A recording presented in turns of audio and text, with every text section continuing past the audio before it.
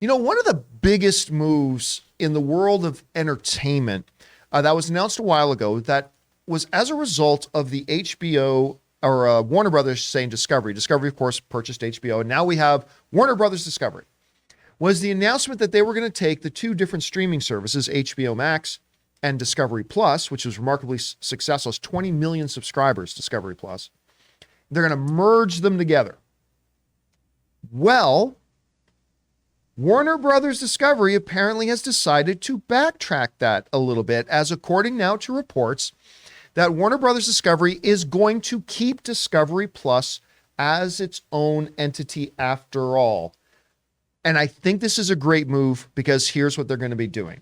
Let's go over to the classroom for a second if we can. We weren't planning on this, but so under the plan that was, okay, HBO, instead of writing Max, I'm just going to say HBO, okay? HBO and Discovery were going to be merged into just one thing called Max. At least that's the report. They might change that name, but right now the working title of this new single merged thing was Max. And on Max, we were going to get all the HBO Max content and all the Discovery content put into one place. So if you were a Discovery member, you can now come over and be an HBO member.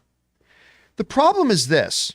HBO is like $17 a month. Somebody fact check me on that, but I think it's around $17 a month, right?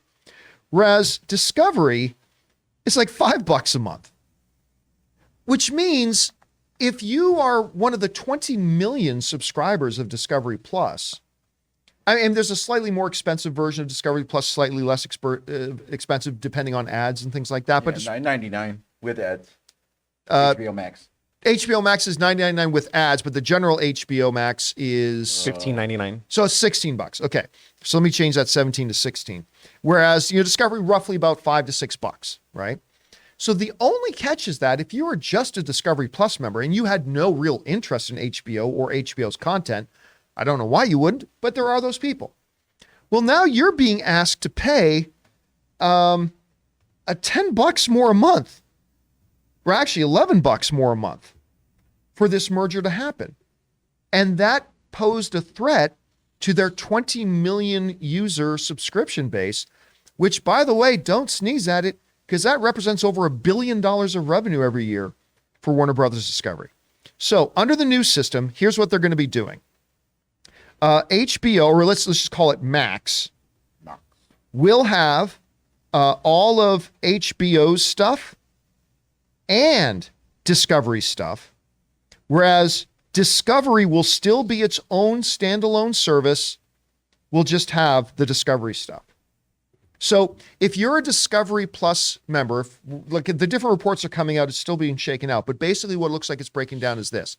If you're a Discovery Plus member and you don't want HBO, the good news is you're going to still have Discovery Plus, and you're going to get all of the home improvement, cooking, road shows, goodness that you can possibly have, all still there for the same price.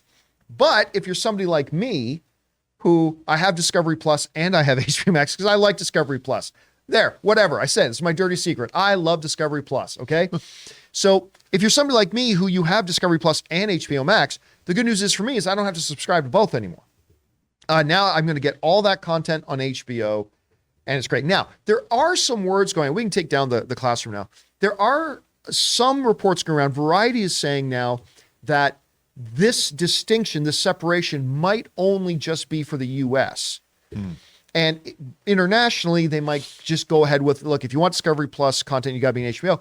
But I think that's fine because I think probably like 80 to 90% of their subscribers on Discovery Plus are US only anyway.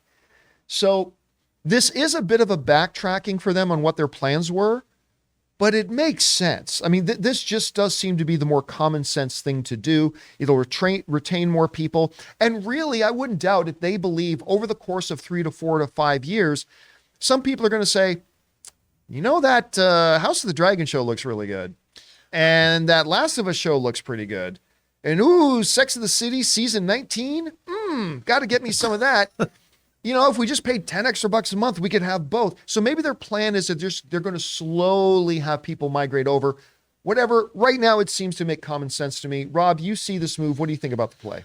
Well, I think it's probably smart for the time being. I mean, obviously, the Discovery audience is not necessarily the HBO audience. A lot of different kinds of programming. I can only imagine if you're a Discovery household and you don't have HBO and you suddenly were merging and like your 9-year-old says, Mom, have you seen House of the Dragon? It's fantastic. I mean, there might be a little bit of a problem there. But so I think that makes sense. And listen, we have talked a lot about on this show, what would they rebrand HBO as? We talked about being Max, but do you want to lose the Tiffany gold standard of dramatic television? I mean, I always thought that getting rid of HBO would be a mistake. It's been around for over 40 years, and HBO is synonymous with A-list programming. Oh, yeah, them changing the name away from HBO. Listen, I have been in lockstep and really in agreement with the vast majority of the decisions David Zaslav and the new leadership has had. One of the things that I really disagree with them on is changing the name of HBO Max. It was a terrible name to start with as HBO Max, because you had HBO, HBO Go, HBO Now, and now HBO Max. It was a terrible name at first, but you're right. The HBO branding is there. It's synonymous with quality and excellence and award-winning television. I think changing the name or taking the name HBO out of it is probably a mistake. Yeah, you know, in a way, I kind of like the name HBO Discovery, if that's what they ended up going with, because it insinuates the idea for people, especially like you said, if they merge these foreign, it's kind of the way Disney Plus is merged. There's like Disney Star overseas or whatever, and they've got R-rated fare. What's on Hulu is on. I could see them doing something like that and making it work, and then eventually doing it here, because I think they've got more room to move in Europe and foreign markets than here, because HBO is so ingrained in us. But yeah, I mean, I think it's probably the answer to your question is I think it's a good idea right now. I'm putting up a poll in the live chat right now, just asking, because like I said, I have Discovery Plus. I like Discovery.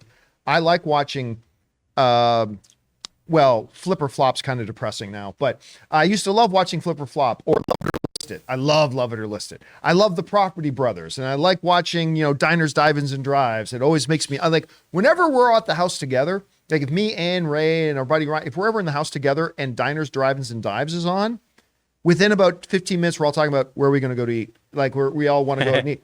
But I just put up a poll in the live chat. I'm expecting this to be a very lopsided poll.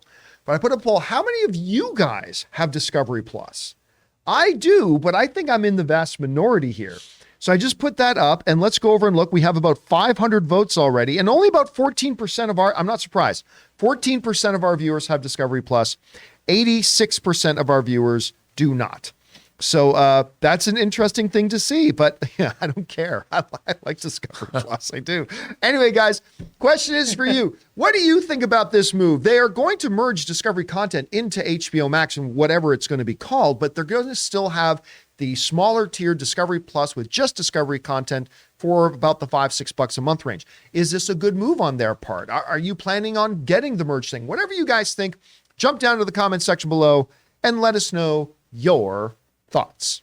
With HelloFresh, you get farm-fresh, pre-portioned ingredients and seasonal recipes delivered right to your doorstep. Skip trips to the grocery store and count on HelloFresh to make home cooking easy, fun, and affordable. And that's why it's America's #1 meal kit. Guys, it's the new year. Do you remember those New Year's goals you promised yourself you'd stick to? HelloFresh is here to help you eat better by delivering fresh ingredients and easy recipes right to your door, taking the hassle out of dinner time. Looking for an easy way to eat well and save money? Cut back on expensive takeout and delivery and get started with HelloFresh. You'll love how fast, easy, and affordable it is to whip up a restaurant-quality meal right in your own kitchen. My wife Ann and I have been constantly impressed by HelloFresh. Not only how absolutely delicious the food is, but how easy it is to prepare and how much fun we have doing it. Go to HelloFresh.com/Campea65 and use the code Campea65 for 65% off plus